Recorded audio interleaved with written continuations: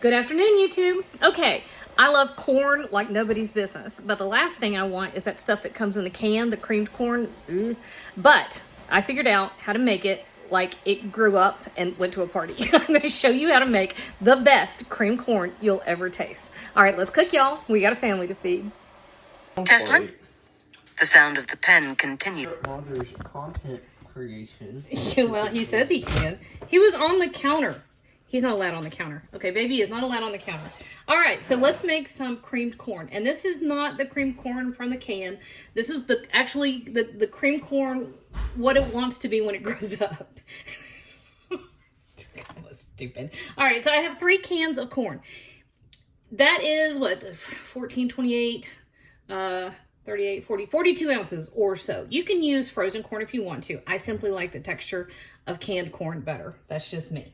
All right, and we're adding half a cup of milk. I'm using whole milk because it's what I've got. In this case, use whole milk. All right, and then I have 2 teaspoons of sugar, a teaspoon of salt, and a teaspoon of black pepper. Normally, I don't use sugar, even in Southern dishes that call for sugar, because it's just not our taste. This is an 8-ounce package of cream cheese. I'm just blocking it up. But recently, I've really been trying to recreate some of the foods of my childhood and talk to the kids about the people that are associated with those foods.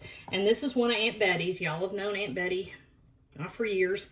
It's Aunt Betty, she of the cheese grits. It's Betty Jean, it's Betty the Younger. This is her creamed corn.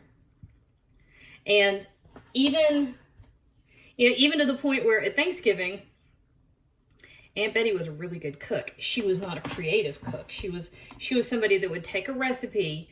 Most of her recipes were well over 100 years old, but she would take a recipe every single time and follow the recipe card to the letter. So when I got a recipe from Aunt Betty, and she set up housekeeping in 1939. She was born in 1923. She was born in 1923, okay? And her mother was born in 1899, and a lot of her mother's sisters were born in the 1870s and 1880s. So when you're talking about continuity of food, it's pretty significant. And because of that, some of these, not only do they taste stupidly amazing. So that was 8 ounces of cream cheese. This is a stick of butter. Not only is the food delicious, but it's literally the kids' heritage. I want them to taste these foods, even if we only bring them out every once in a while. I want to continue that. Okay, so this is really super healthy. These were farm people, y'all. Did you ever read Farmer Boy, where Almanza Wilder talks about the 9,000 calories he ate every meal, but then he goes and he works 16 hours a day, like chopping wood and hauling ice. My folks didn't haul ice, but they sure did have a dirt farm down in 10 Mile, Tennessee, Meigs County, Tennessee.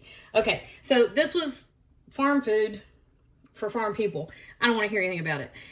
It is absolutely stunning when you taste the final product. Okay, lid goes on. This is going to go in the slow cooker on high for about 2 hours. In about an hour, when all of this starts to get melty and soft, I'm going to come back and just give it a good stir. That's about it. We're almost done. We do have a couple of little beautiful things to go on top. One of which Aunt Betty did, one of which is something that I've added because it's stupidly delicious. But in the meantime, we're not going to do anything. So stir it every once in a while just to make sure that butter and that cream cheese gets everywhere. And other than that, we're going to let the slow cooker do the work, since I don't have a wood stove to park this on the back of. That's what I need. Wood stove. All right, it's been about an hour. Everything's gotten nice and soft. So this is really all we're doing. See? Told you this was easy. All right. So here comes blatant. I knew it. Hi. Don't you eat all my bacon. I heard that. You crunched. All right, so there is that beautiful corn. And A little bit of chives. Bladen, get out of the bacon. And this is what the bacon's actually for. And that, y'all, is how to make cream corn the way it should be done. So that you actually want to eat it.